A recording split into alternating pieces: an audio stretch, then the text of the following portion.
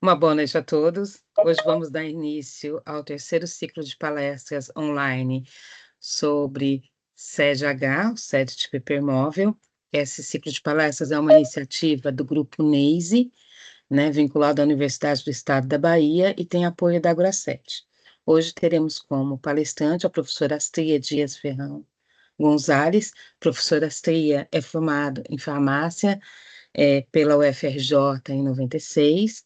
Ela é mestre em ciências biológicas e doutora em química biológica, quando foi também bolsista do CNPq, pelo Instituto de Bioquímica Médica, da Universidade Federal do Rio de Janeiro. Ela permaneceu pesquisadora nesse instituto associada até 2004, como bolsista FAPESM na modalidade pós-doutorado, e depois disso realizou um outro estágio de pós-doutorado, também como bolsista da FAPESB, no Laboratório de Biomorfologia Parasitária na Fiocruz. Concluiu os 2 cursos de especialização Lato Sensu, na área de arte e educação em pedagogia antroposófica, na Fundação Visconde de Cairu, em 2021, e de arte e educação pela UFBA, em 2022. Atualmente, ela atua como professora na Universidade do Estado da Bahia, na UNEB, junto ao Departamento de Ciências da Vida, no Campus 1, onde ela é líder do grupo de pesquisa de núcleos de estudos interdisciplinares em saúde e integrativa, o NEISE, ao qual está vinculado esse ciclo de palestras. Esse grupo, ele tem como linhas de pesquisa a saúde integrativa, e os estudos em relação ao estresse emocional, e recentemente os estudos em SED, tá? Hoje a Astria falará um pouco para a gente sobre os aspectos clínicos e bioquímicos da SED hipermóvel. Desejo a todos uma boa palestra. Astria, quando você quiser. Então, obrigada pela apresentação, Andréia. Vale ressaltar aqui, além de tudo que ela falou com relação à minha formação, eu já me apresentei ano passado, mas como tem gente chegando agora, também quero ressaltar que eu sou uma pessoa com síndrome de Ehlers-Danlos hipermóvel, e esse foi um dos motivos pelos quais eu resolvi, depois de longos anos, começar a desenvolver um projeto de pesquisa e de extensão em difusão do conhecimento sobre CDH, porque essa ainda é uma síndrome muito desconhecida da população em geral mundial, que vem melhorando, graças a Deus, nesse último ano que a gente está desempenhando esse projeto de extensão e de difusão. A gente tem conseguido ver alguns avanços e hoje que eu vou mostrar para vocês, falar um pouquinho sobre os aspectos clínicos da CDH especificamente e algumas propostas que têm sido feitas para tentar explicar por que a CDH ocorre, como ela ocorre e por que ela dá os sinais e sintomas associados que a gente verifica, ok?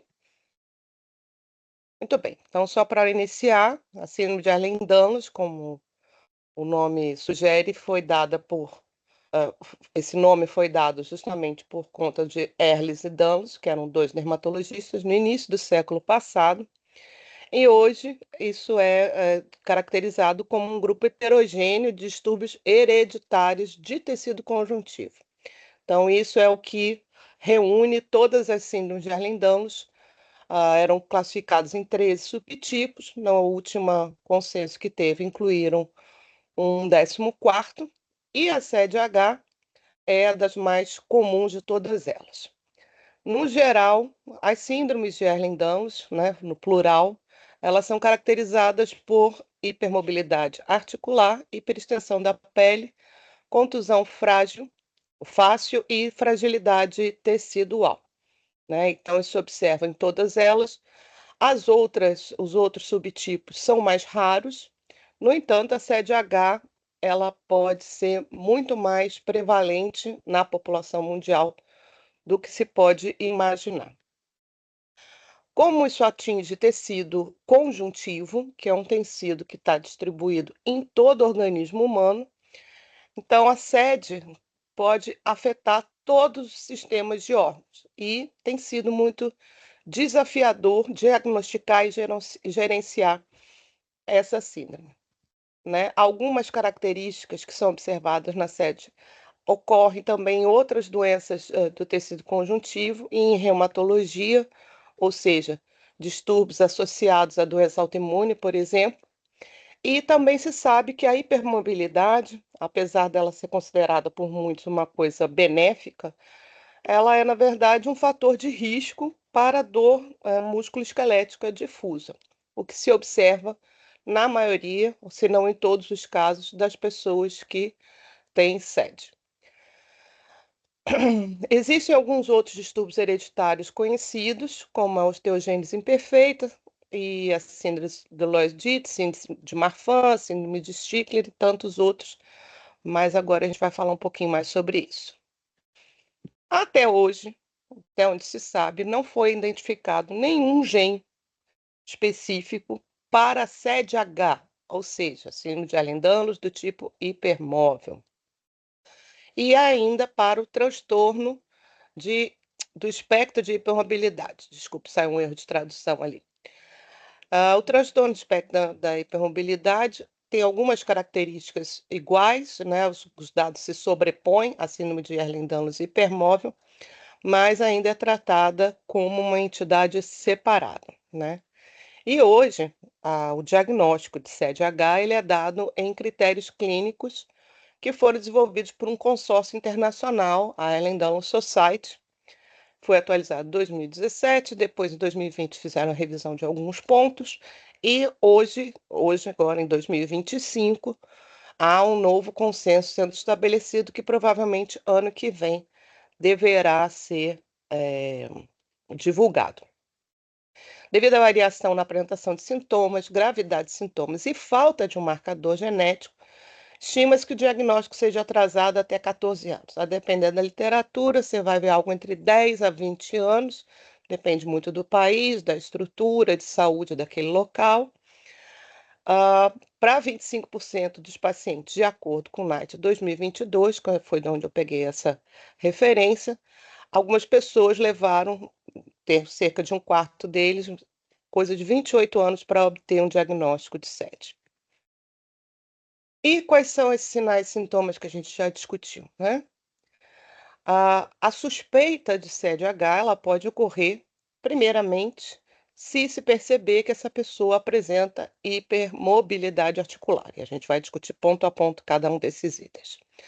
Uma instabilidade conjunta nas articulações, dor crônica, uma hiperextensão leve da pele, então é diferente de outras síndromes, como a síndrome de Cutts-Lasher, do homem elástico, onde a pele é extremamente hiperextensível. Na SED-H, isso ocorre, essa hiperextensão, mas não tanto quanto em outras patologias que também são associadas a tecido conjuntivo.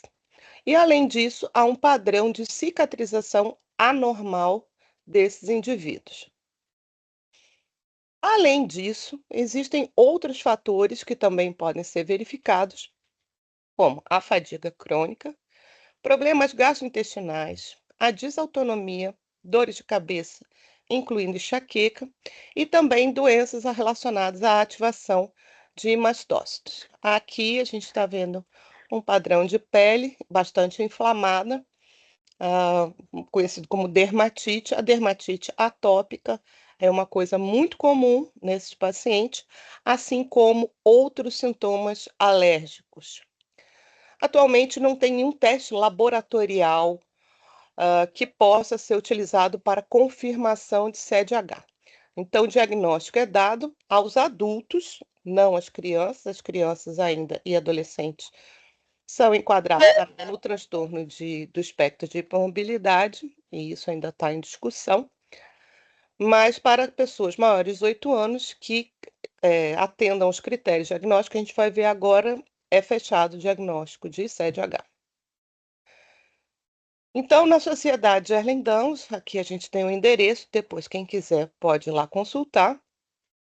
Foi feito, então, por esse consórcio, os critérios diagnósticos para síndrome de Ehlers-Danlos do tipo hipermóvel, e para que se feche um diagnóstico de SED-H, essa pessoa deverá atender todos os 3 critérios, 1, 2 e 3, sendo que um fala sobre a hipermobilidade conjunta generalizada, o 2 precisa ter duas ou mais características A, B ou C.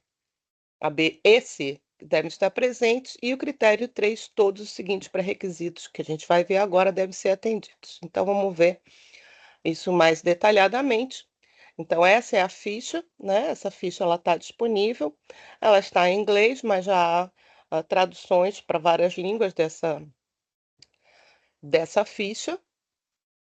Esse critério 1 de hipermobilidade articular generalizada, ele segue uma pontuação que é conhecida como pontuação de Beighton ou de Biton, de acordo com algumas pessoas, e vai de 0 a 9, sendo que há uma estratificação com relação à pontuação observada para criança e adolescente. E aqui, de novo, lembra-se que isso vai ser utilizado para o transtorno de espectro de hipermobilidade, para homens e mulheres públicos até 50 anos e para homens e mulheres com mais de 50 anos. Como vocês podem ver, os critérios de hipermobilidade, eles têm a pontuação, ela reduz de acordo com a idade, o que é esperado, né? Pessoas com Ehlers-Danlos hipermóvel ou não têm uma tendência à perda de flexibilidade com o passar dos anos, e por isso foi revisto.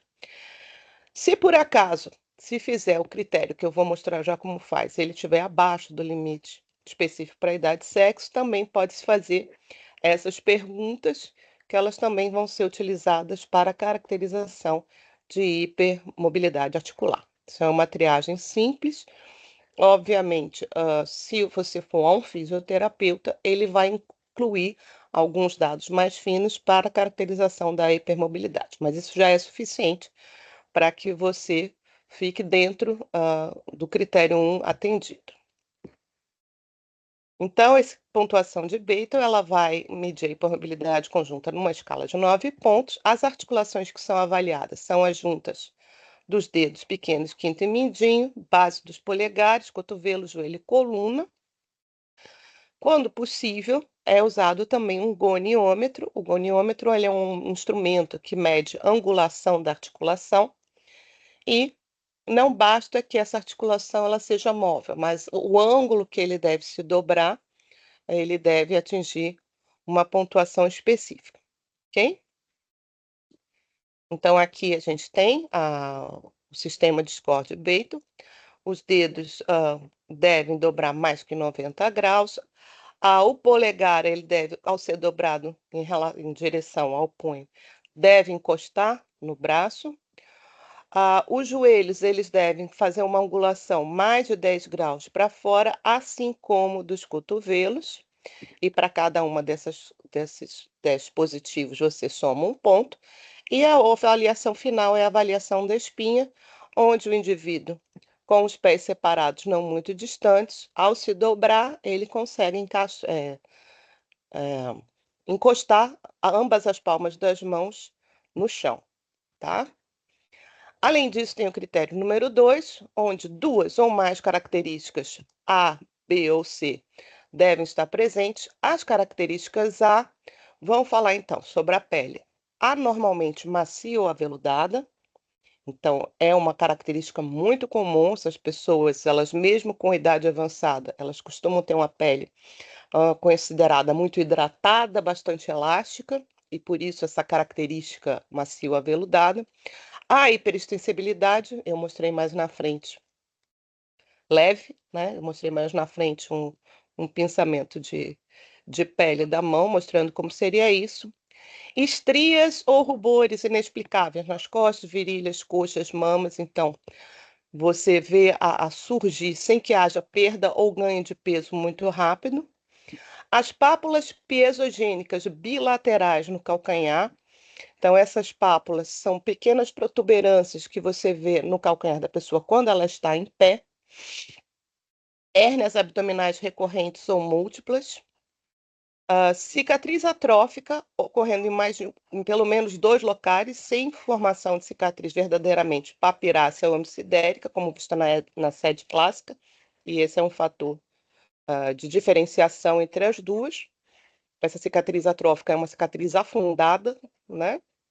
Prolapso assoalho pélvico, retal e ou uterino em crianças, homens ou mulheres no ILIPRA sem histórico de obesidade mórbida ou condições predisponentes a isso. Apinhamento dentário e palato alto ou estreito. Então, tem várias alterações odontológicas importantes, mas essa é uma das mais características. A aracnodactilia, definida como um dos mais pontos, que é o sinal de punho positivo, sinal de Walker de ambos os lados, é quando a pessoa consegue dobrar o dedo mindinho sobre o calcanhar, o polegar, segurando o punho, e o sinal de Steinberg, que é quando você dobra a sua mão e o polegar ele ultrapassa a extensão da palma. Relação envergadura-altura maior ou igual 1,05, ou seja, dividindo-se a altura do indivíduo pela distância entre as duas pontas dos dedos com os braços abertos, tem que dar mais de 1, poderá dar mais de 1. Prolapso de válvula mitral leve ou maior, com base em critérios ecocardiográficos rigorosos, e dilatação da raiz aórtica com score Z maior do que mais 2. Então, isso aqui tudo somado pode dar 12 pontos, mas você deve apresentar pelo menos 5 dessas características para que você preencha o critério 2A. Além disso, o critério 2 também tem a característica B, que é necessário, que é um histórico familiar positivo com um ou dois parentes de primeiro grau preenchendo independentemente os critérios atuais para CDH. Como se sabe, a CDH é um distúrbio hereditário e muitas vezes, como não há diagnóstico prévio na maioria das famílias, o que se deve fazer é aplicar esse mesmo questionário que eu estou mostrando aqui para os familiares e verificar se ao longo da vida eles apresentaram as características que são descritas aqui. E, além disso, tem a característica C, que deve haver pelo menos um, que é a dor musculoesquelética em 2 ou mais membros recorrentemente, diariamente, pelo menos 3 meses, que caracteriza a dor crônica, ou dor crônica generalizada por mais de 3 meses, e ilustrações articulares recorrentes ou instabilidade articular franca na ausência de trauma. E, por último, todos os seguintes critérios devem ser atendidos, que é o critério 3, que é a ausência da fragilidade cutânea incomum, porque, nesse caso, quando há uma fragilidade aumentada, se deve considerar os outros tipos de SED, e para os outros, existem testes genéticos que já podem confirmar ou não a ocorrência de outros tipos de SED. Exclusão de outras doenças hereditárias e adquiridas do tecido conjuntivo, como eu disse, há vários tipos de doenças do tecido conjuntivo, e várias são chamadas de colagenoses, porque elas afetam geralmente as questões associadas ao colágeno, como deverá ser o caso da CDH, incluindo doenças reumatológicas autoimunes que cursam atacando o tecido conjuntivo e, portanto, podem levar a características semelhantes à de CDH. Doenças autoimunes adquiridas de tecido conjuntivo, por exemplo, como lúpus, artrite reumatoide, podem causar quadros semelhantes ao de CDH. O diagnóstico adicional de CDH requer o atendimento das características A e B do critério 2. A característica C do critério 2, dor crônica ou estabilidade, não pode ser contabilizada para diagnóstico CDH nessa situação onde haja essas doenças autoimunes caracterizadas. Além disso, deve haver exclusão de diagnósticos alternativos, que também podem incluir a hipermobilidade articular com hipotonia, ou seja, uma musculatura pouco desenvolvida, ou frouxidão do tecido conjuntivo. Então, diagnósticos e categorias diagnósticas alternativas incluem distúrbios neuromuscular, como miopatia de Beckley, outros distúrbios hereditários do tecido conjuntivo, como tipos de SED e as outras síndromes que eu já comentei, algumas displasias esqueléticas, como o caso da osteogênese imperfeita, que a gente já falou, excluindo-se todas essas outras doenças, então.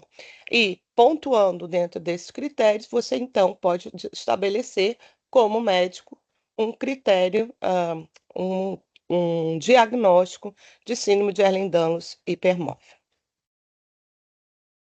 Então, uma vez que um clínico tenha feito esse questionário, feita essa avaliação, como vocês viram, dentro daqueles critérios, alguns resultados ali vão depender de alguns exames, por exemplo, avaliações cardíacas, avaliações odontológicas, avaliações fisioterápicas. Caso o paciente seja desconhecido do médico, o que se deve fazer é direcionar para os profissionais adequados para poder fazer a confirmação desse diagnóstico, caso o clínico não se sinta à vontade para isso. Então, a fisioterapia, ela é indispensável, né? Porque além de poder validar completamente a questão da hipermobilidade articular, ela pode fazer medidas mais finas e, inclusive, propor algumas intervenções. Também se sugere a terapia ocupacional para acompanhamento desses pacientes. Aqui no Brasil, infelizmente, isso não é uma coisa muito divulgada nem muito utilizada, mas mais à frente a gente vai entender o quanto isso é importante, principalmente pelo aspecto de afetar a saúde mental dos indivíduos, né, que cursam com dor crônica. Clínicas, como eles chamam aqui de POTS, é a síndrome postural ortostática, que é uma coisa muito comum de ocorrer, a gastroenterologia, pelos distúrbios gastrointestinais, clínica da dor, a cardiologia, psicologia, neurologia, centro de sono, porque o sono também vai ser afetado por isso. Aqui vale ressaltar a clínica de fibromialgia. Fibromialgia também é uma entidade ainda pouco reconhecida. Agora, inclusive, houve uma lei reconhecendo esses pacientes aqui no país. E muitas pessoas que ainda vem uma sobreposição muito grande da fibromialgia com a síndrome de Ehlers-Danlos hipermóvel, mas isso ainda é objeto de discussão. Questões relacionadas à saúde da mulher, e a gente vai entender por que isso, porque a maior parte dos casos de síndrome Ehlers-Danlos hipermóvel são mulheres, dependendo dos dados de prevalência, em torno de 85%. Terapias de assoalho pélvico para essas questões de prolapso, dermatologia, como eu disse, os primeiros médicos a falar sobre essa síndrome de forma para a comunidade científica eram 2 dermatologistas, e a reumatologia, principalmente para descartar as outras doenças, tá? Esse trabalho de Knight, ele mostra que as pessoas que foram atendidas na clínica, e aqui eu vou mostrar alguns dados desse trabalho, elas em geral foram encaminhadas para consulta de referência nesses profissionais. Mas, como eu já disse desde o início, afetando o tecido conjuntivo, afeta todos os órgãos e sistemas, e há muitos outros médicos que não estão contemplados aqui, assim como outros profissionais de saúde, como educadores físicos, nutricionistas, etc., que têm que ser consultados e a fazer o acompanhamento desses pacientes, uma vez que eles tenham um diagnóstico, para que possa se ter um manejo mais adequado da síndrome de Ehlers-Danlos hipermóvel.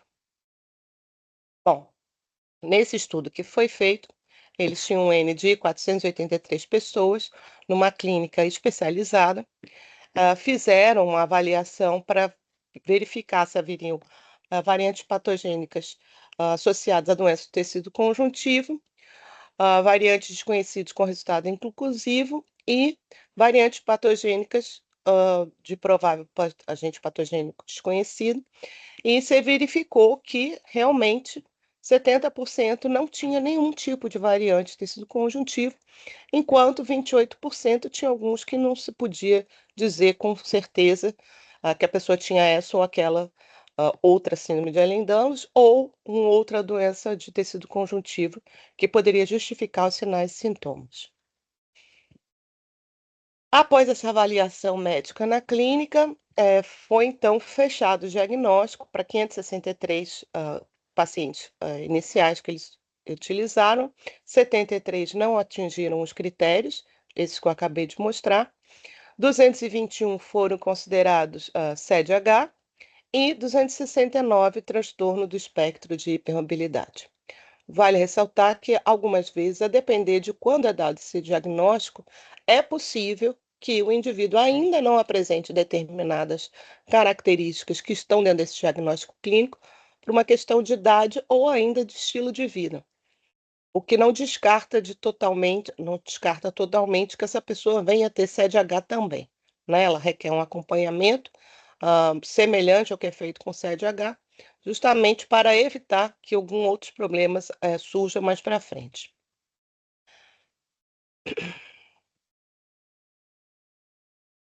Bom, e as comorbidades e diagnósticos comuns? E por que que isso está feito assim? Uma comorbidade é quando tem algum tipo de sinal ou sintoma no indivíduo, mas não necessariamente ele está diretamente relacionado à doença de base, aqui no caso, a síndrome de Ehlers-Danlos. Hoje, ainda como se tem uma base, a base biológica da série de H, ela não está completamente estabelecida, fica difícil diferenciar o que é comorbidade ou o que está diretamente relacionado. Mas o que se verifica é dor crônica, 76%, então a maioria das pessoas apresenta isso. Névoa cerebral, dor de cabeça, ansiedade, fadiga crônica. Então, vários sintomas associados às questões também da própria dor e do processo inflamatório contínuo que essas pessoas têm, que atinge tanto a sua parte músculo-esquelética articular, como também atinge seu sistema neurológico, causando dores de cabeça e a ansiedade, né, pela dor crônica. A constipação e a diarreia são 2 sintomas gastrointestinais comuns e o mesmo indivíduo pode cursar ou com uma coisa ou com outra, a depender da sua alimentação, do seu estilo de vida. A náusea também é muito comum. A depressão, ela pode ocorrer, principalmente em pacientes que têm dor crônica não tratada.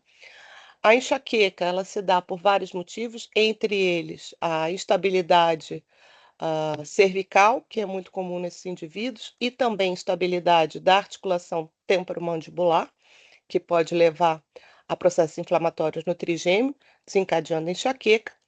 O zumbido, que também está relacionado à estabilidade crânio-cervical, cervicalgia, pelo mesmo motivo.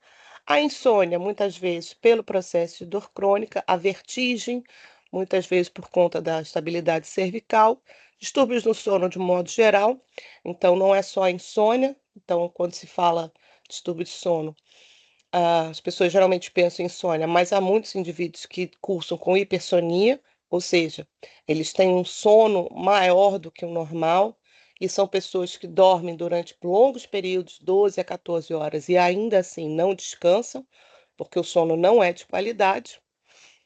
E a disfunção autonômica. Há uma desregulação, que é o que a gente chama de desautonomia, né, do sistema nervoso autônomo, o que faz com que haja uma série de alterações importantes nesse indivíduo. Entre eles, uma regulação anormal da pressão. Não por acaso, é muito comum que esses indivíduos geralmente tenham uma pressão mais baixa do que a média da população, como a sua pressão normal, e também que tenham alterações de pressão muito rápidas, quedas de pressão de modo muito rápido, por susto, por mudanças de temperatura, etc., fazendo com que essas pessoas desmaiem com facilidade. Além disso, também a desautonomia, ela acaba por causar uma desregulação da temperatura, então essas pessoas também, elas podem, com uma pequena variação de temperatura no dia, no ambiente onde elas estão, passarem muito frio e têm inclusive as suas extremidades das mãos e dos pés arroxeadas, inclusive com tremores associados à hipotermia, e ao mesmo tempo, com um pequeno aumento de temperatura, elas podem passar por um calor extremo e tendo muito calor, suando muito, no mesmo momento, assim, coisas muito rápidas. Então, essa regulação da temperatura corporal também está associada a essa desautonomia. E aqui, mais uma vez, a gente vê incluído como sintoma ou comorbidade a fibromialgia. A fibromialgia, ela se caracterizaria por uma dor generalizada nesse indivíduo e uma série de outras questões, inclusive alguns desses sintomas que estão vistos aqui. E por isso que eu tenho dito que tem sido difícil separar exatamente o que é a fibromialgia como entidade, uma patologia da síndrome de Ehlers-Danlos hipermóvel, e ainda isso é um objeto de estudo de muitos pesquisadores mundo afora. Bom, então, como a gente pode ver, o que caracteriza a síndrome de Ehlers-Danlos hipermóvel é uma multissintomatologia, ou seja, Os indivíduos eles podem apresentar 20, 30, 40 sintomas diferentes, o que no dia a dia dos indivíduos que ainda não têm diagnóstico faz com que desde sua infância eles frequentem muitos médicos de especialidades diferentes, muitos profissionais de saúde, e esse é um dos motivos pelos quais às vezes o diagnóstico demora tanto tempo a sair. Por quê? Um dermatologista e um cardiologista não necessariamente vão pensar que dois sintomas, um de pele e um de coração, estão relacionados. O mesmo se dá para um ortopedista e um neurologista, e essa falta de comunicação entre os profissionais, inclusive os outros profissionais de saúde, faz com que se demore muito a perceber que a origem de todos os problemas deverá ser a mesma, e é isso que a gente vai tentar ver aqui de acordo com o que tem sido publicado, tá? Mas uma revisão de escopo 2023 mostrou que a implicação física, psicológica e social, ou seja, a gente vai ver o que isso impacta na vida do indivíduo, do transtorno do espectro de hipermobilidade e da CDH, viu que tem mais de 400 sintomas e condições associadas a adulto. Então, uma vez você tendo selecionado pessoas e feito o diagnóstico delas de CDH ou de TH, você verifica uma profusão de outros sinais e sintomas ou de comorbidades que são muito diferentes. É o que a gente chama de uma expressão fenotípica diferenciada entre os indivíduos, e isso é um grande dificultador do fechamento diagnóstico de CDH. Dos mais comuns, a gente tem, então, aquilo que já é característico, como a gente acabou de ver, que é a dor musculoesquelética. Essa é a mais comum e geralmente é essa que leva os indivíduos a buscar mais firmemente um diagnóstico para todos os seus sinais e sintomas, porque essa dor musculoesquelética, geralmente, ela se cronifica a partir dos 30 anos, na média, às vezes mais cedo, às vezes mais velho. Também ocorrem dores abdominais, náusea, depressão, ansiedade e as questões biopsicossociais, né? Há interrupções na educação, no emprego, então esses indivíduos começam a ficar doentes o tempo todo e perder aulas, perder provas, depois perder trabalho, não conseguir emprego. E esses pacientes passam, com o tempo, a serem rotulados como hipocondríacos, isso é uma queixa muito comum em todas as pessoas que apresentam síndrome de Ehlers-Danlos. São aquelas pessoas que são ditas que vivem doentes. Muitas vezes se acha que as pessoas estão fingindo, e isso é terrível, porque fazendo-se os exames todos, esses exames complementares que eu falei, para você verificar a hipermobilidade, para você verificar dilatação de aorta, os prolápsios e todas as outras questões, isso seria facilmente refutável, mas nem sempre as pessoas são direcionadas para fazer esse tipo de exame e ficam por aí à mercê de maus profissionais. Pacientes também são diagnosticados erroneamente como tendo uma condição de saúde mental, então muitas vezes isso é atribuído a um transtorno de ansiedade generalizada ou um transtorno depressivo maior, e aí a dor que a pessoa experimenta e todos os sintomas que ela tem, a dor de cabeça, os náusea, o vômito, diarreia, etc., fica tudo como se fosse associado a uma complicação de um estresse violento causada por uma condição mental alterada como a depressão ou a ansiedade, e se entope essas pessoas de muitos remédios psiquiátricos. Às vezes as pessoas ficam anos a fio se tratando com o psiquiatra, sem ver resolução de nenhum dos seus sintomas. E também, principalmente isso na população mais jovem, né, de crianças e adolescentes, muitas vezes os sintomas são confundidos com dores de crescimento. Isso é uma coisa muito comum. A doutora Kaline, que é pediatra e deu palestra na última sessão, 15 dias atrás, ela até comentou bastante sobre isso. Ah, então, dada essa multiplicidade de sintomas, os especialistas têm tido dificuldade em fazer um fechamento para saber o que exatamente pode ser ou não associado a CDH. E a verdade é que praticamente tudo pode ser associado a CDH, visto de novo, e vocês vão entender por que depois, quando a gente falar sobre as bases biológicas dessa doença, ah, vai depender muito de como essa doença vai se manifestar de acordo com o estilo de vida desse indivíduo e essa questão psicológica também social, tá? Esse estudo foi feito com um método Delphi. O método Delphi ou Delphi, ele é um método de pesquisa que é muito utilizado, principalmente na área de saúde, para que se estabeleça um consenso entre especialistas da área.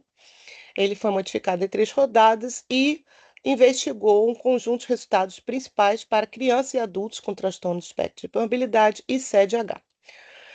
E por conta exatamente dessa heterogeneidade da apresentação de sintomas, então eles verificaram que sintomas em especialidades musculoesqueléticas, ortopédicas, sociais, dor, ginecologia, urologia, afeto negativo, doença, problema neurológico, gastrointestinal e outros foram dentro do grande conjunto de sintomas definidos como importantes para mais de 70% das pessoas que foram investigadas.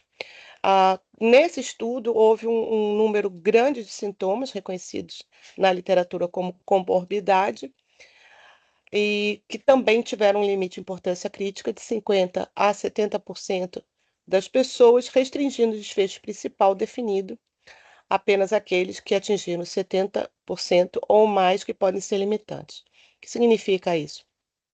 As pessoas eram inquiridas e dizer o quanto esse sinal que você apresenta, ele atrapalha a sua vida, seja do ponto de vista social, seja do ponto de vista psicológico, seja do ponto de vista de qualquer outra questão sua de qualidade de vida, tá? E o resultado do estudo, ele incluiu 30 sintomas, então, em outra especialidade, provavelmente esse estudo vai ser um dos que deve estar sendo utilizado no estabelecimento de um novo consenso. Esses 30 sintomas, então, foram divididos em músculo esquelético e ortopedia. 8 sintomas foram mais prevalentes, aqueles que a gente já imaginava: hipermobilidade articular, instabilidade articular, flexibilidade ou sensação de folga. É muito comum que esses indivíduos experimentem muitos estalos nas articulações quando eles se movimentam, em qualquer articulação, articulação dos dedos, do punho, do cotovelo, do quadril. Um desconforto físico ou uma fadiga permanente, sensação de peso, luxação ou subluxação articular, inflamação articular ou do tendão, compressão nervosa, que é a dor neuropática, incluindo sintomas como agulhamento, né? Uma sensação de dormência, rigidez articular em alguns momentos e entorse recorrente. Dos aspectos sociais, 8 aspectos foram considerados. Então, um impacto grande no exercício, ou seja, esses indivíduos muitas vezes apresentam o que a gente chama de cinesiofobia, que é uma aversão ao movimento. O indivíduo, quando ele vai fazer algum tipo de exercício físico, mesmo que seja uma caminhada simples, ele se lesiona e a partir daí ele fica com medo de se movimentar. Então, isso faz com que sua musculatura não seja adequadamente desenvolvida e o que acaba, por sua vez, por piorar todas as questões, porque a instabilidade articular, uma das formas que ela tem de ser manejada é justamente quando você tem o aumento da musculatura através do exercício físico e a alimentação adequada, para que ela possa restringir o movimento. Experiências negativas, de saúde, obviamente, como eu disse, aquela pessoa que sempre está doente, então isso dá uma qualidade de vida prejudicada. Comportamentos modificados ou restritos, então isso impacta, na vida social desse indivíduo, essa pessoa, ela deixa de fazer uma série de coisas em sua vida, justamente por medo de se lesionar ou de piorar, os seus problemas. A limitação da atividade física ou diária, então, isso não é só para exercício físico, mas é para qualquer coisa. Então, essa pessoa, às vezes, ela se priva de fazer alguns tipos de arrumação ou de usar algum tipo de mobiliário na sua casa, porque sabe que aquilo ali pode fazer um impacto na sua saúde. Incapacidade de participar das atividades, função social e abandono de hobbies, perda da independência, porque algumas coisas ela não consegue mais fazer sozinha, então fica dependendo de outras pessoas para lhe ajudar. E, como a gente já falou antes, equilíbrio entre a vida profissional ou falta de independência financeira. Dificuldades profissionais é muito comum, a gente tem muitos relatos de pessoas que acabam permanecendo, por exemplo, muito tempo com seus pais, ainda na vida adulta, porque elas têm receio de morarem sozinhas e passarem por problemas graves e depois não têm com quem contar. As áreas de dor são 5 sintomas, as mais comuns são no pescoço e nas costas, o que é mais ou menos lógico, pois isso é uma coisa que vai afetar diretamente a coluna cervical e principalmente a lombar, não obrigatoriamente só essas duas, mas essas são as mais afetadas. E isso porque a cervical é responsável por sustentar o peso da cabeça, que é bem grande, e a lombar de sustentar o peso de todo o tronco. Então, não é à toa que se verifica muitos desvios de coluna desde a adolescência, às vezes desde a infância, já observáveis nessa criança, com uma hipercifose, com uma lordose aumentada, a escoliose. E esses desvios de coluna ainda na infância e na adolescência podem ser um primeiro indicativo, associado à dor, um primeiro indicativo do que o indivíduo pode cursar com transtorno do espectro de hipermobilidade e futuramente com CDH.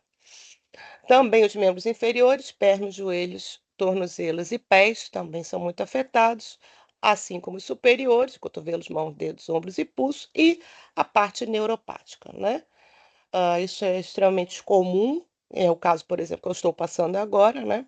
Com essas alterações importantes de coluna, esses desvios de coluna, muitas vezes você tem a formação de protusões, abalamentos discais, formação de hérnias, e com isso, comprometimento dos nervos associados à coluna, causando o que se chama de dor neuropática. Além disso, ginecologia e urologia, você tem a urgência urinária, incontinência ou a dificuldade de esvaziar a bexiga. Então, isso é importante a gente ressaltar, né?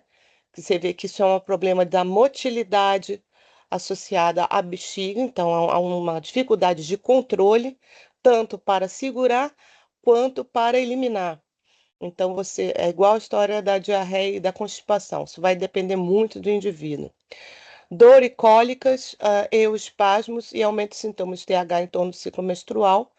Não, por acaso, a dismenorreia, que é a cólica menstrual forte, experimentada por maior parte dessas mulheres. Afeto negativo com um gaslight médico, então, como eu disse, é muito comum que você indo a um especialista e ele não tendo o quadro total dos seus sintomas, ficam como se fosse minimizados, alguns médicos não levam a sério, então o indivíduo se sente atacado, né, porque ele é considerado fraudulento, é estigmatizado, incompreendido. A parte neurológica, que é muito comum, a tontura,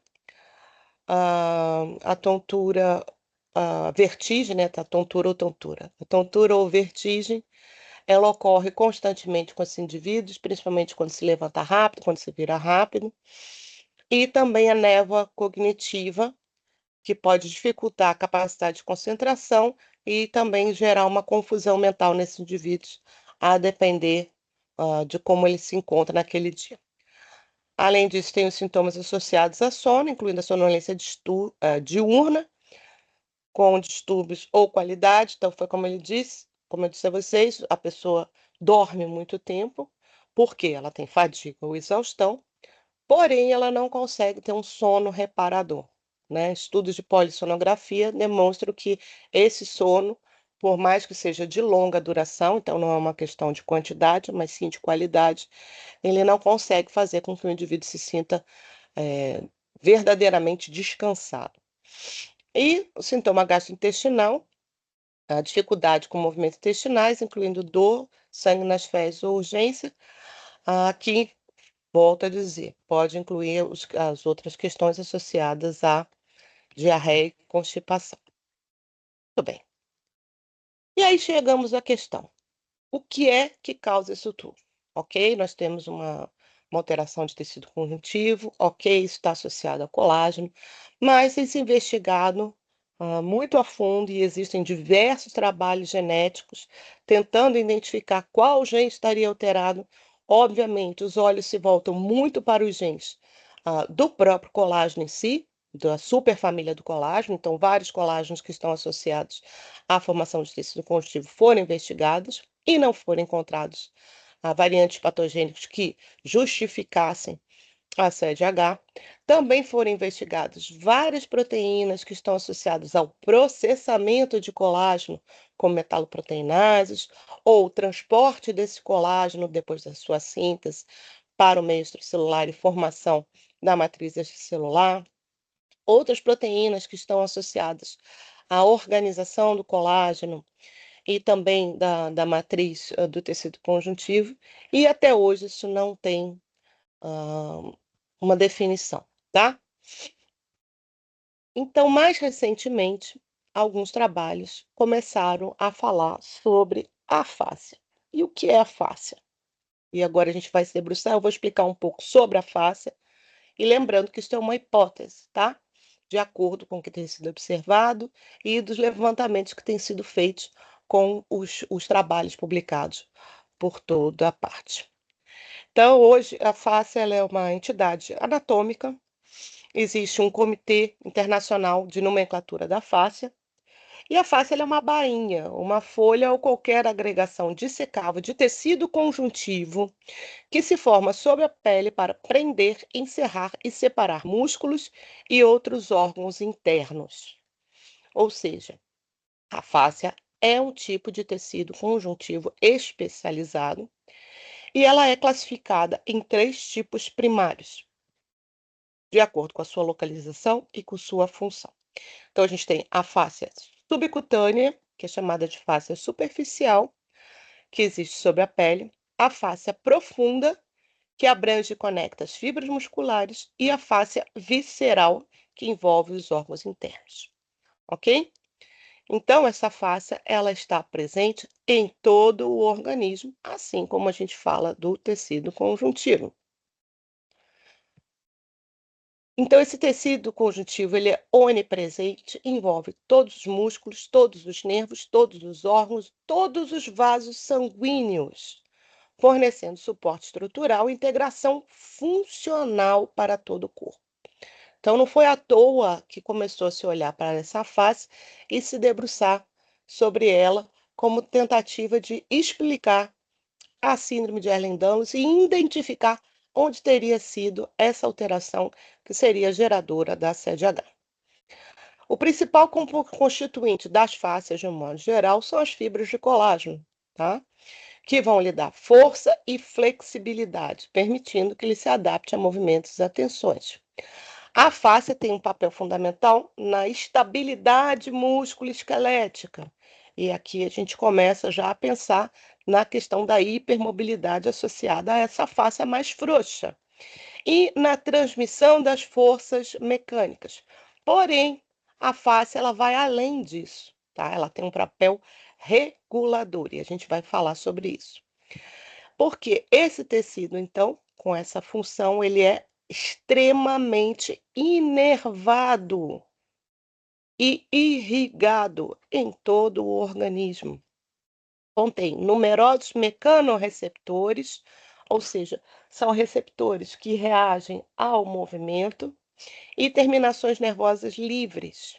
Então, ele é importantíssimo na formação e na manutenção da propriocepção e na sensação de dor e na nocicepção.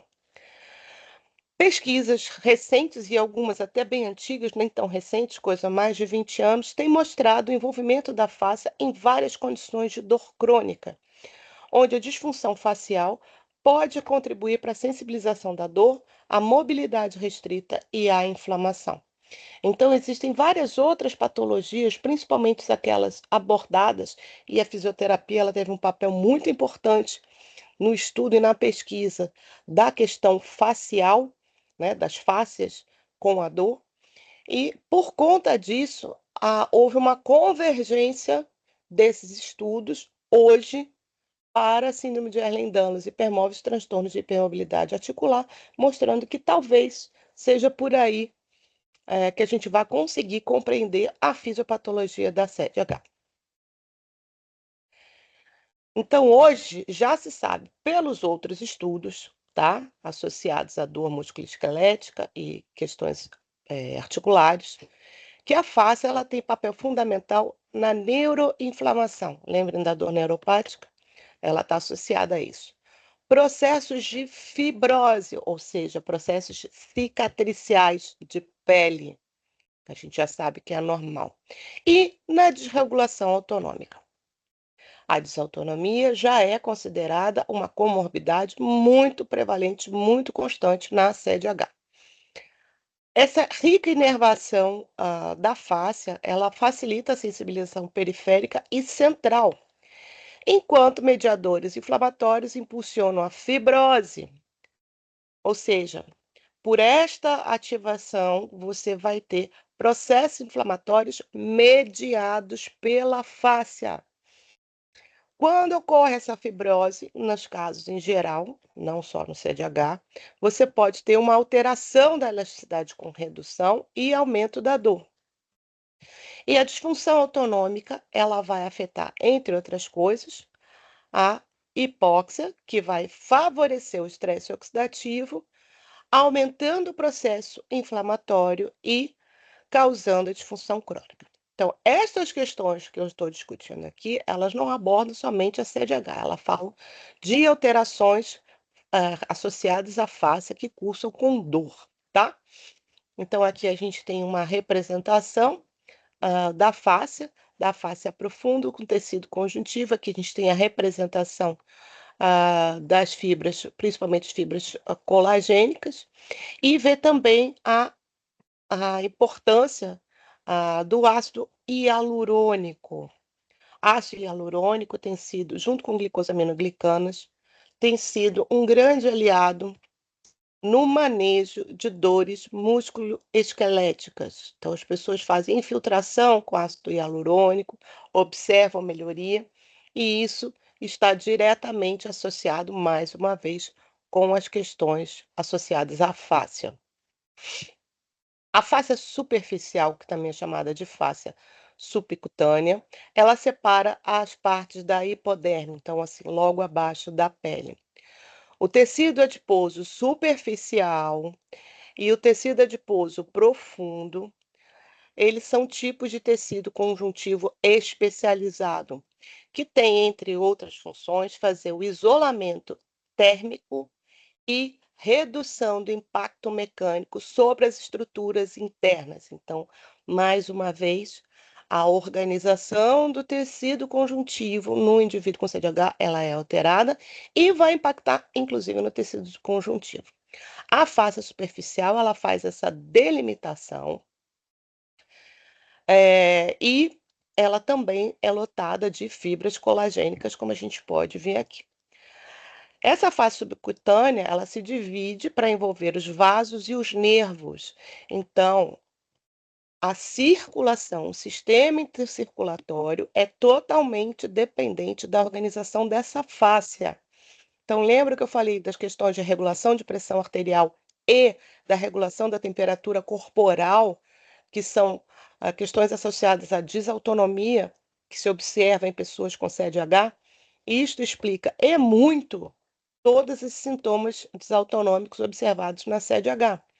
Por quê? Porque a organização dessa fáscia faz com que ela seja mais frouxa e demore mais para os processos de contração e dilatação, que são importantes para a regulação da pressão arterial e da temperatura corporal, ok?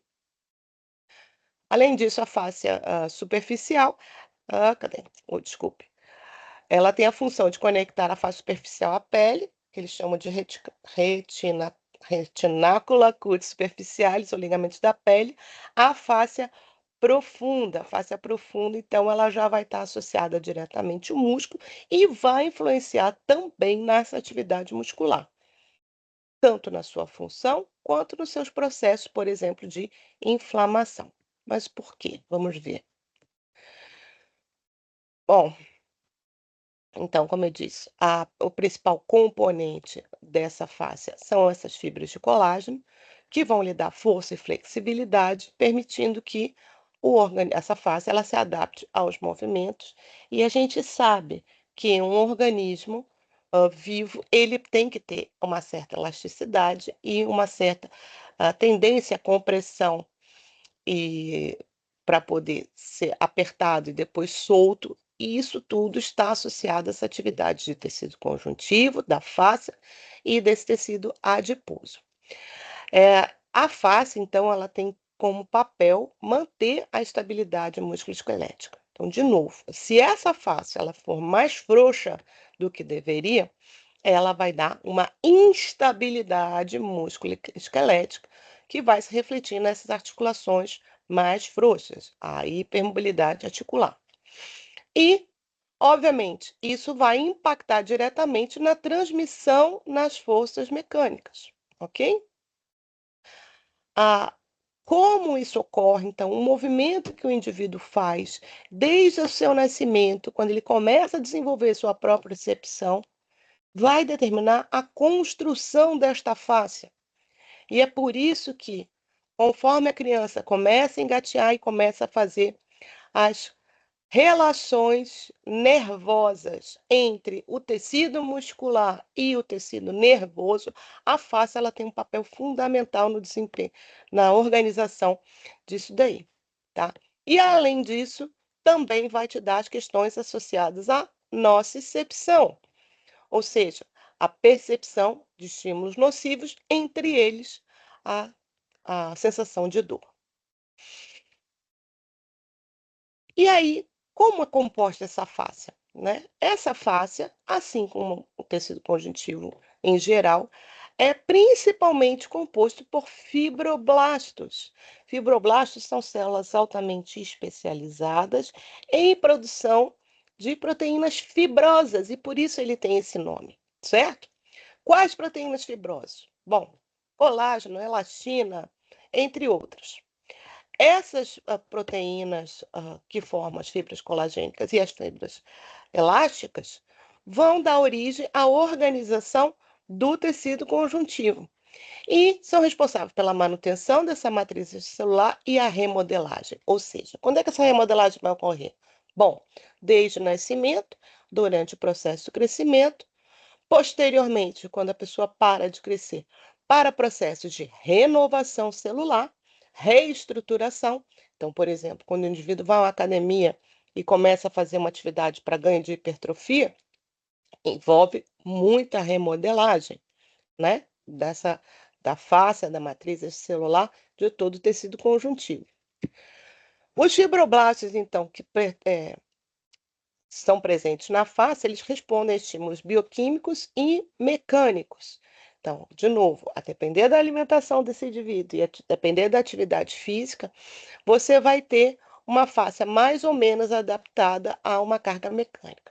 Lembrando que, quando o indivíduo começa a cursar com dor crônica e desenvolve uma aversão ou um medo à atividade física, isso obviamente vai comprometer o seu desenvolvimento facial. E isso é um dos motivos pelos quais faz difícil se verificar o crescimento, a hipertrofia muscular nas pessoas com SED, porque geralmente elas desistem de fazer atividade por conta da dor. Estudos recentes mostram que a face está envolvida no processo inflamatório e também pode desempenhar um papel na progressão da fibrose através da atividade do sistema reninina-angiotensina, que, por incrível que pareça, além dele atuar sobre a parte circulatória, ele também regula a remodelagem da matriz celular. Essa adaptabilidade da face ela é necessária para manter a integridade de músculos e articulações. Então, veja, quando essa face ela é mal estruturada desde o início ou ela tem alterações importantes e não se regenera adequadamente, porque ela é uma face que se constitui de forma inadequada, mais frouxa do que deveria, você vai ter patologias musculoesqueléticas de um modo geral, certo? E isso não vai ser diferente na CDH.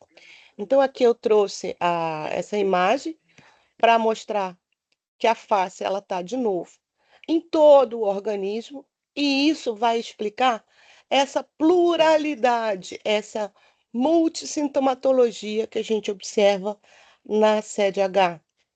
Então, muita coisa se explica por conta disso.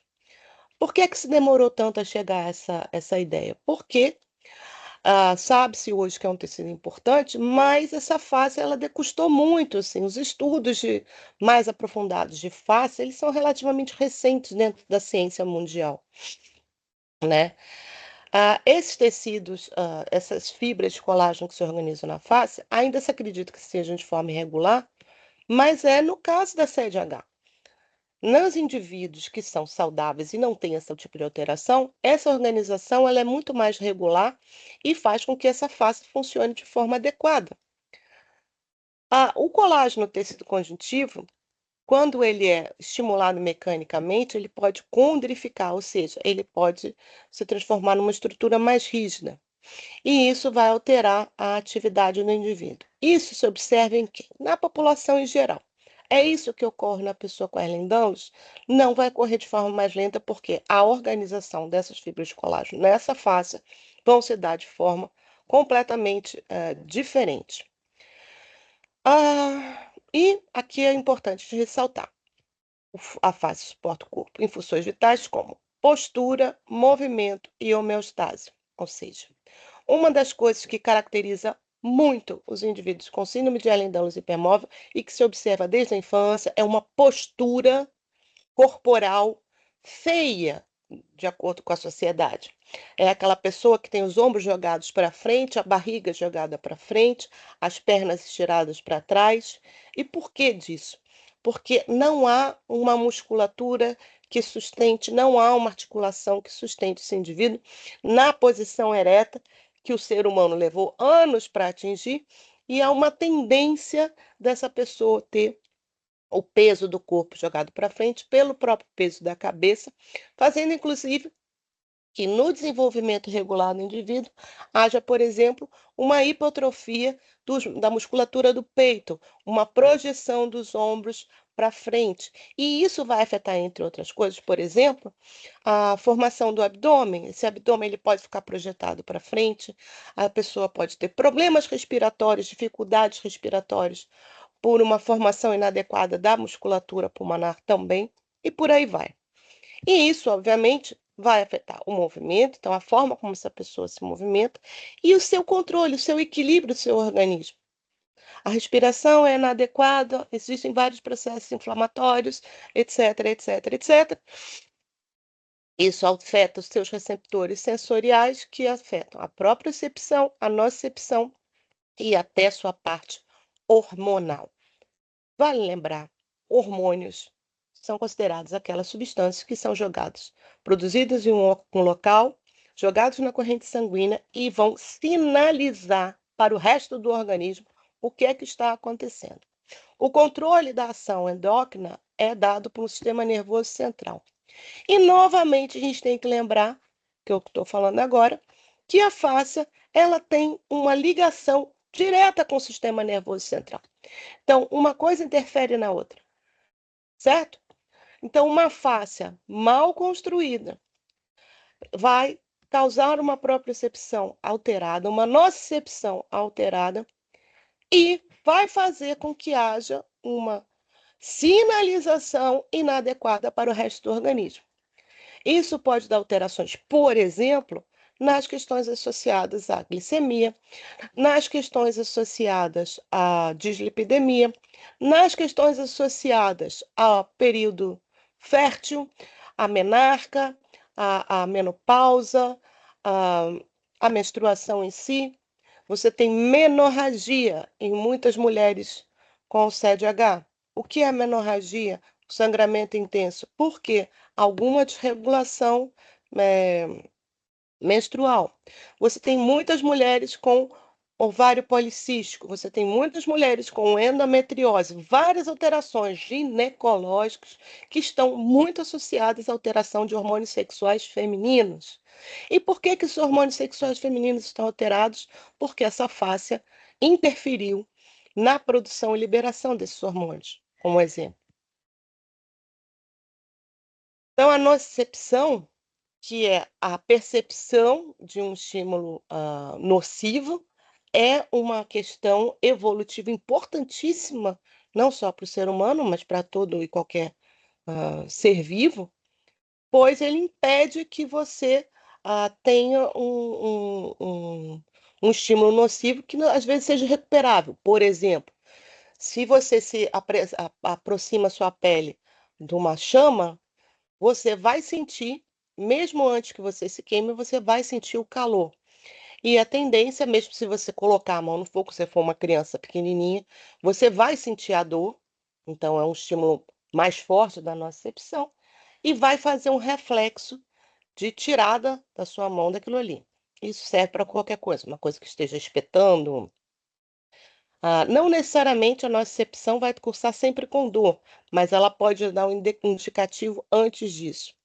E nesse caso, o estado da fáscia distribuída pelo seu organismo vai também direcionar essa percepção de dor, o que no caso pode fazer com que o indivíduo fique mais sensível à dor do que o normal, tá?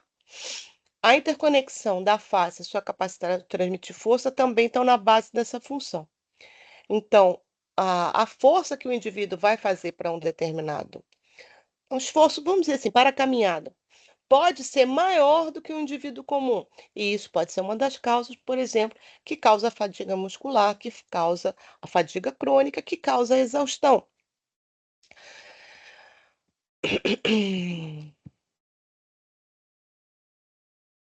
E a face, então, ela tem como se contrair sozinha, né? Ela pode se contrair ativamente. Alterações tensionais são causadas por células contráteis. E o que se verifica hoje, fazendo um estudo mais aprofundado da face? Que ela não tem somente os fibroblastos como célula presente, mas ela também é rica em miofibroblastos.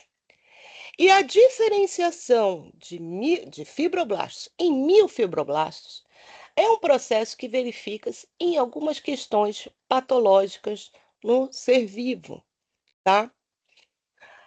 Muitas vezes, essa alteração de fibroblastos em miofibroblastos está associado a uma tensão mecânica repetitiva. E isso é feito para quê? Para que se mude a composição dessa face, por exemplo, para deixá-la mais resistente, e mais elástica. Com, por exemplo, a mudança de padrão de fibras, proteínas fibrosas colagênicas para fibras do tipo actina. E isso pode ocorrer, por exemplo, quando há um estresse repetitivo sobre um local. Então, a hipertrofia que eu estava falando ainda há pouco tem muito a ver com isso. Se você pega um indivíduo e coloca para fazer musculação e ele vai progressivamente aumentando o peso que ele usa para fazer um determinado movimento, por exemplo, como dobrar o cotovelo com peso, você vai ver a musculatura do bíceps aumentar. Mas não é só o músculo que está aumentando. A face que está ali presente é que está estimulando esse crescimento muscular, certo? Isso é o que eles chamam de blindagem por estresse. E isso passa por toda uma remodelagem e alteração do alinhamento do colágeno, da alteração da matriz celular e formação de proteínas nessas células, incluindo a transformação desses fibroblastos em miofibroblastos. E não por acaso, houve um trabalho mais ou menos recente, de 2021, Chiarelli, que mostrou que quando eles pegavam fibroblastos de pele e cultivavam, e tentavam acompanhar o padrão de expressão das células desses fibroblastos da pele, eles viram a expressão de vários tipos, centenas de proteínas diferentes e a maioria delas associadas à remodelagem da matriz extracelular, incluindo viram a transição de fibroblastos em miofibroblastos. E isso, então, começou a dar pistas sobre o papel, a possível correlação entre essas modificações de matriz celular com a ocorrência de CDH. E, de novo, sendo essas duas células, os fibroblastos e o miofibroblasto, presentes na fáscia, mais um motivo, então, para explicar qual seria a correlação entre a fáscia e a CDH. Lembrando que a transição de fibroblastos para miofibroblastos é influenciada totalmente pelo estresse mecânico. Lembrem, uma fáscia frouxa faz com que haja uma hiperextensão. Essa hiperextensão pode fazer um estresse sobre a musculatura e sobre a própria face. Então, uma questão de autoalimentação. Há uma ativação de processos inflamatórios que vão levar às questões das dores e por aí vai. A outra coisa que também explica muito a participação da face é a questão da cicatrização anormal da pele e a própria constituição da pele.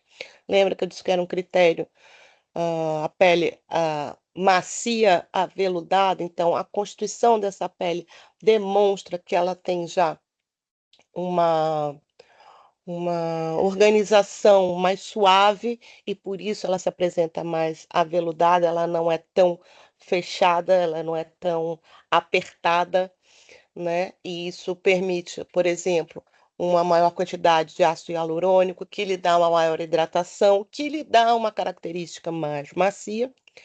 Porém, isso também vai influenciar nos processos de cicatrização. E, de novo, o estresse mecânico, como eu acabei de dizer, com relação à face, faz com que haja uma alteração, principalmente na pele, dos fibroblastos em miofibroblastos. E isso já tinha sido demonstrado, ó, esse aqui é um artigo de 2002, da Nature, indicando que essa transição de fibroblastos para miofibroblastos vai afetar diretamente os processos de cicatrização normal da pele, fazendo com que ele se faça uma cicatrização anormal. Nesse caso aqui especificamente, eles estão falando em formação de cicatriz hipertrófica, então vocês podem ver a organização aqui embaixo, ó. Aqui num tecido normal, como seria a organização, e aqui com uma grande quantidade de miofibroblastos diferenciados, causando um enrijecimento e uma hipertrofia aqui desse tecido. No caso da sede H, o que a gente vê é uma atrofia, um afundamento. Mas, de novo, isso passa por uma arquitetura alterada da matriz extracelular e tem a participação direta da face aqui. Bom, então, as pesquisas mais recentes, esse aqui é um trabalho de 2025, desse ano, mostram que a face, ela realmente deve ser um ator central na patogênese da sede H e do transtorno do espectro de hipermobilidade. Essa revisão aqui, ela fala sobre fez um compilado de várias coisas, eu estou tentando resumir aqui o máximo possível, mas pegou tanto trabalhos de genômica, de proteômica, de transcriptômica, trabalhos com cultura de células de fibroblastos, trabalhos diretamente com a pele, de padrões de expressão e foi tentando reunir para verificar o que seria o ponto em comum. E por isso as questões foram todas voltadas para a questão da fáscia, tá? O que eles viram? Principalmente estudos transcriptômicos e estudos de imagem, tanto de microscopia eletrônica quanto de microscopia óptica, com uso de sondas fluorescentes. Tem vários trabalhos muito bacanas falando sobre isso. Existem anormalidades consistentes na espessura facial e no deslizamento interfacial, ou seja, ficou demonstrado em vários trabalhos que a fáscia dos indivíduos com CDH é bastante diferente dos indivíduos que não têm CDH ou transtorno de hipermobilidade. Ok? E o funcionamento da face também é alterado, que é o que está associado a esse deslizamento. Obviamente, a gente pode imaginar que, como as pessoas de CDH têm hipermobilidade, é uma extensão aumentada dessa face que faz com que tenha todos esses problemas que a gente acabou de ver. Também é comprovado por vários estudos a ativação de miofibroblastos e essa conversão de fibroblastos em miofibroblastos. E se verifica, então, alongamento de tendões e rigidez de tecidos. Aí que é a grande questão. O tendão se alonga, a pessoa tem hipermobilidade articular, no entanto, as suas cadeias musculares não necessariamente se alongam da mesma forma. E o que ocorre? Ruptura de fibras musculares, que é que causa os processos inflamatórios, e aí você tem a dor crônica, tá? Então, eles tentaram fazer algum resumo, né, diante desses trabalhos todos que foram avaliados, e tentaram dividir, a gente não vou entrar no grande detalhamento, porque não tem como fazer isso agora, mas vale uma lida em cada um desses trabalhos, por quem se interessa pelo tema. E aí ele fez por níveis. Então, em nível molecular, o que eles viram?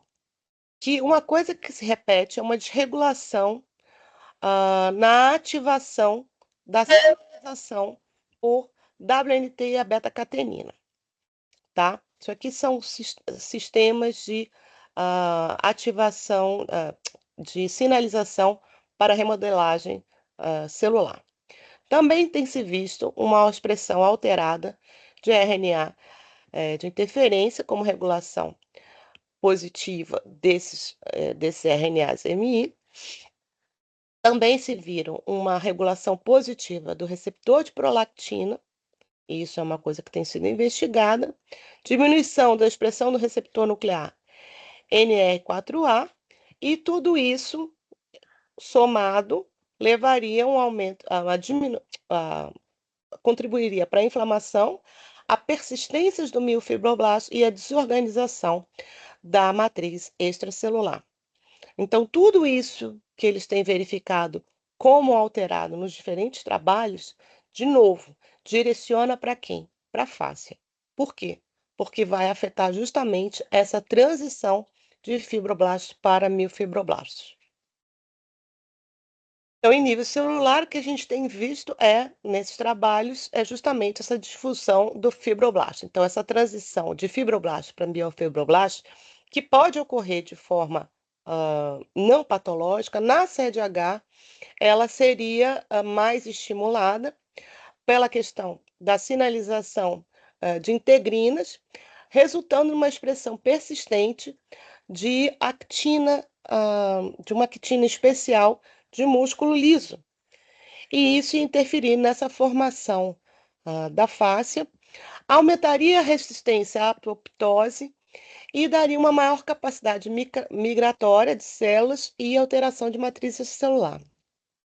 Então, essa remodelagem da matriz tem, então, uma organização nas pessoas com síndrome de Ehlers-Danlos do colágeno 1, 3 e 5 de forma não adequada. Então, não é por acaso que em alguns trabalhos com microscopia você vê a organização dessas fibras de colágeno agrupadas em um determinado local, com umas fibras de tamanho diferente. A elastina, então não é só o colágeno, também ficaria numa localização inadequada, então isso impacta a função dessa matriz.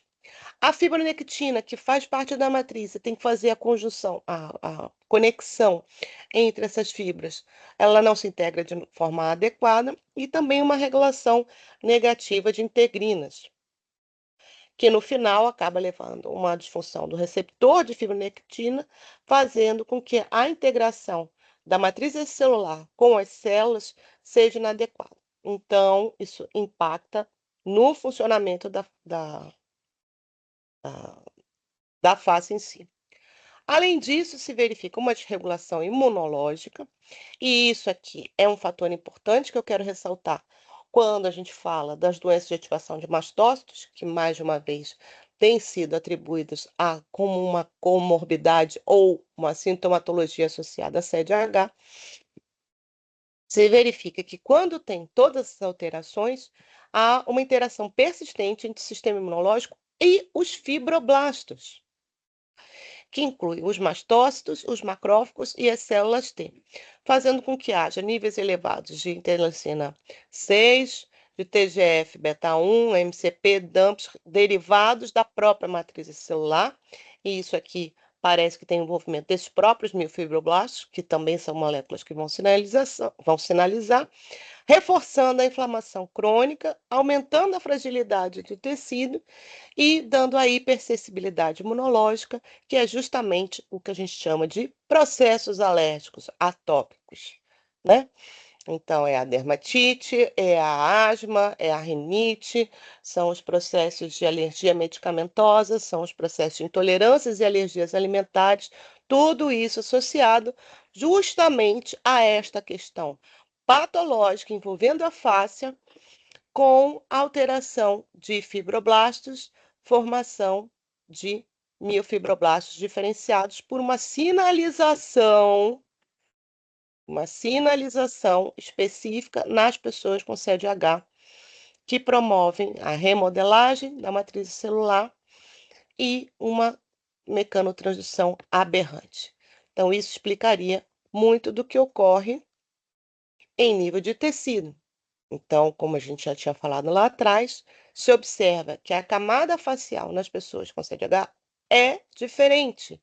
Existe um exame que se chama sonolastografia, ele tem como avaliar a espessura da face, o deslizamento entre elas e ver que isso é alterado, ele é reduzido e a viscoelasticidade é diferenciada. O aumento da densidade de miofibroblastos é observado em regiões faciais de alta carga, como a gente viu lá atrás. A diferenciação de fibroblasto e miofibroblasto é causada por tensão mecânica, e isso seria um motivo para aumentar a densidade de miofibroblastos, causando mais dor e redução da propriocepção. Ok? Além disso, você vai ter um envolvimento do tendão. Esses tendões exibem rigidez reduzida e alongamento excessivo, que é justamente o que dá a hipermobilidade articular, prejudicando a transmissão da força, então ele vai sinalizar de uma forma inadequada e aumenta o risco de subluxação e deslocamento, que é o que você vê o tempo todo na CDH. Também são comuns endosopatias, de acordo com o grau de desordem do colágeno, com alteração da retenção de água e microtrauma repetitivo. E, como eu tinha dito, a gente também vê a participação da face na organização de tecido adiposo.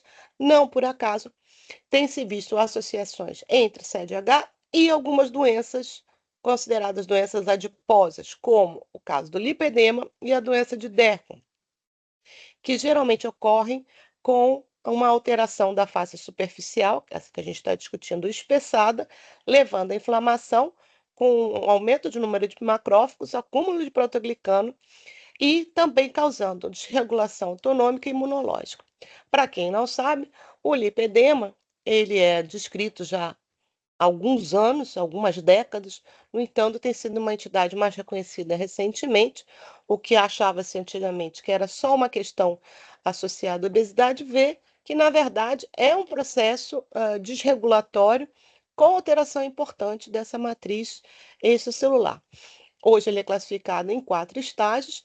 Geralmente ocorre uma deposição aumentada de tecido adiposo sobre determinadas regiões, principalmente na região dos quadríceps das coxas, dos braços e das costas, né? Quanto maior o grau de deposição, maior o grau de estágio. E isso não é uma coisa fácil de se lidar, mas a atividade física auxilia muito. Mas vocês veem que isso aqui tem atividade, a questão facial associada. E a doença de Derco, ela pode ocorrer também associada à obesidade e sobrepeso, mas você vê a múltipla deposição de lipomas ao longo do corpo desse indivíduo, que tem a ver com essa reorganização da fáscia também. Então, mais uma vez, a gente vê aqui como a fáscia tem correlação direta com o tecido de conjuntivo e as complicações que a gente vê em outras patologias além da CDH. Oh, meu E Deus, é o que um aconteceu? Oh, Mas peraí. assim, Alguém está com o áudio aberto. Por favor, feche. Muito bem. Oh, meu Deus, ele não está querendo passar. Não estou conseguindo mais passar o. Pronto. Ok. Muito bem. E em nível de sistema, né, a desautonomia, que a gente observa em torno de 60% dos indivíduos, tanto com CDH quanto com transtorno do espectro de hipermobilidade, você tem, então, essa desautonomia associada a essa intensa inervação que se observa na face, e também pelos ciclos de feedback mediados por TGF-beta 1, que podem ser desencadeados por estresse emocional, tensão tecidual, ou seja, tensão mecânica, e alterações imunológicas. Uma coisa leva a outra e agrava mais ainda a questão. A desregulação imunológica também, então, ela vai se dar pela tensão ou lesão mecânica, o estresse psicológico, o desequilíbrio autonômico e a ativação imunológica, que converge através da mesma via de sinalização de TGF-beta 1 e prolactina, que a gente viu que está alterado, reforçando a ativação dos fibroblastos, essa conversão em miofibroblastos e a inflamação sistêmica, fazendo com que haja uma alteração na formação da fáscia e tudo que a gente acabou de falar, tá? Então, o que se verifica no final como expressão clínica associada ao envelhecimento e progressão da doença? Os sintomas eles vão mudando com o passar dos anos. Da hipermobilidade, você começa a ver as alterações na propriedade de deslizamento e instabilidade articular. Essas mudanças fenotípicas refletem microtraumas acumulados, então você pode ter uma reestruturação desse músculo e das articulações com perda de mobilidade com o passar dos anos. Processo de inflamação e compressão mecânica, especialmente na face e nos tendões. E a expressão clínica também vai variar de acordo com o estado imunológico, com trauma e hormônios. Então, outra vez, a influência do estilo de vida, da alimentação, de atividade e do bem-estar ou a falta dele, psicológico e emocional, tudo isso vai influenciar em como haverá essa progressão da doença, com maior ou menor gravidade e maior ou menor quantidade de sinais e sintomas.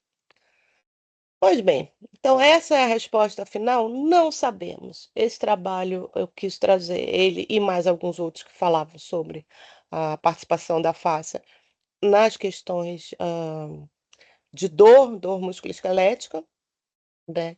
Então, essa não foi uma novidade. O papel da fáscia na instalação e na ocorrência da dor musculoesquelética, da dor crônica, da dor neuropática, já é uma coisa bem estabelecida. Então, na verdade, a única coisa que eles estão fazendo é associar uma coisa a outra. Também nas questões de cicatrização, também não é nenhuma novidade, sabe-se da participação da fáscia nos processos de alteração de cicatrização anormal. Também se sabe do papel da fáscia nas questões de alteração do sistema nervoso autônomo e nas questões de desautonomia e, mais recentemente, a síndrome de ativação mastocitária, como os mastócitos fazem parte do tecido conjuntivo e estão associados a esse processo de sinalização das células da fáscia, do tecido conjuntivo, dos fibroblastos e essa conversão para miofibroblastos, tudo isso, então, levaria a essa hipótese, que sim, a CDH ela pode ser uma doença que seja de constituição de fáscia alterada. Qual é o desafio? Então, a gente tem que saber qual é o marcador molecular, o que é que exatamente faz com que essa face seja produzida dessa forma diferente, né? Então, hoje, a gente tem evidências clínicas ainda limitadas que façam essa associação direta, apesar de ter muitos indicativos, mas falta ainda evidência para comprovar e dizer realmente é essa questão. Faltam marcadores moleculares bem específicos. A gente não tem como dizer, olha, foi esse ou aquele gene que começou isso tudo. Falta ainda padronização de testes bioquímicos. Então, você tem alguns testes, como a gente viu aqui, mas são testes feitos em nível de pesquisa, mas não em testes para confirmação de diagnóstico. Então, por exemplo, você não vai ter como ficar fazendo medida de espessura ou deslizamento de face para garantir que o indivíduo tem CDH. Então, assim, a confirmação desses achados pode começar, então, a direcionar para futuramente possíveis testes bioquímicos, por exemplo, que possam comprovar a CDH de alguma forma e estabelecer as bases biológicas, porque uma vez estabelecida a base bioquímica de uma doença, aí sim que a gente consegue começar a interferir em termos, por exemplo, de terapia farmacológica, de terapia, de fisioterapia, a própria questão nutricional, tudo isso, quando se tem a base bioquímica, a gente consegue interceder em cima de doenças genéticas adquiridas, doenças genéticas. Então, assim, várias doenças que a gente já conhece à base bioquímica, hoje elas são completamente manejáveis e as pessoas têm uma certa qualidade de vida, às vezes uma qualidade de vida muito boa, né? O que a gente ainda não consegue observar para as pessoas CDH. Então, hoje, o que que a gente tem? A gente tem algumas condutas, principalmente associadas a algumas complicações associadas aos outros problemas vistos na CDH, como a síndrome postural ortostática e a síndrome de ativação mastocitária. Mas eu trouxe isso daqui agora ao final, para acabar com a nossa palestra, justamente para mostrar que estilo de vida, exercício, hidratação, questões que vão associar a alimentação, a melhoria da alimentação, questões que vão modular a parte imunológica, é o que tem sido hoje utilizado para tentar manejar um pouco e dar um pouco mais de qualidade de vida para as pessoas com CDH.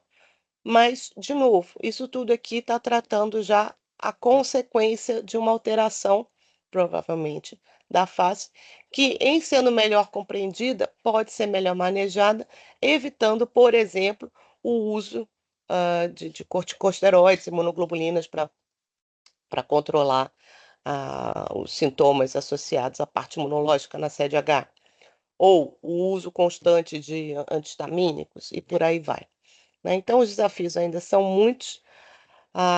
Aqui foram algumas das referências que eu usei para esse trabalho.